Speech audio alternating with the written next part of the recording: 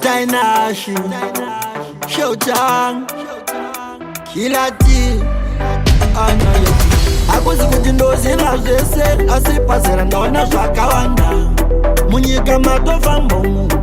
mune zvakawanda zvakanaka zvakaipa ndinongosvira zvakanaka nekuti budiriro yako ndiro budiriro yangu mwanangu uzurikawo inzwa unzwe tererawo nekuti ukasaterera bochachema uchada kudzoka mwanangu uzurikawo inzwa unzwe tererawo nekuti ukasaterera bochachema uchada kudzoka kunyengedzwa nezvaunoona uchifamba mzira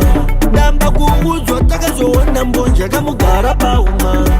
ite semwana nobvawo kune vanhu kwete mwana wemunzira zvaunoona zvisi zvese mushe zvimwe usatedzera sade kunzwa ndavakuva chese chandinokuudza mwanangu ndinokuudza nerudo mufaro wandinawo ndiyo wakanyanya mina matoya ndinopa kudenga ndinozvidza nerudo mwanangu uzurikawo inzwa unzwe tererawo nekuti ukasaterera bochachema uchada kudzoka mwanangu uzurikawo inzwa unzwe tererawo nekuti ukasaterera bochachema uchada kudzoka akuzi kuti ndoziva zvese asi pasera ndaona zvakawanda munyika matofambomu mune zvakawanda zvakanaka zvakaipa ndinongosvira zvakanaka nekuti budiriro yako ndiro budiriro yangu mwanangu uzurikawo inzwa unzwe tererawo nekuti ukasaterera bochachema uchada kudzoka mwanangu uzurikawo inzwa unzwe tererawo nekuti ukasaterera bochachema uchada kudzoka uzurikawo tererawo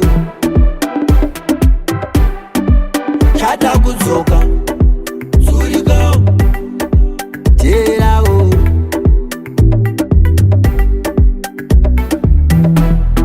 chese chandinokuudza mwanangu ndinokuudza nerudo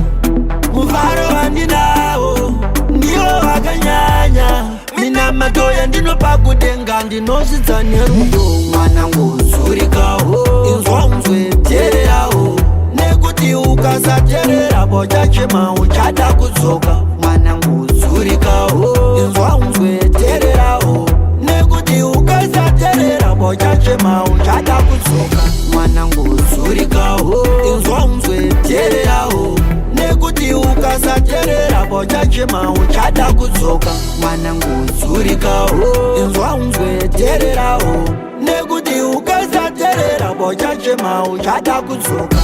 Sonja.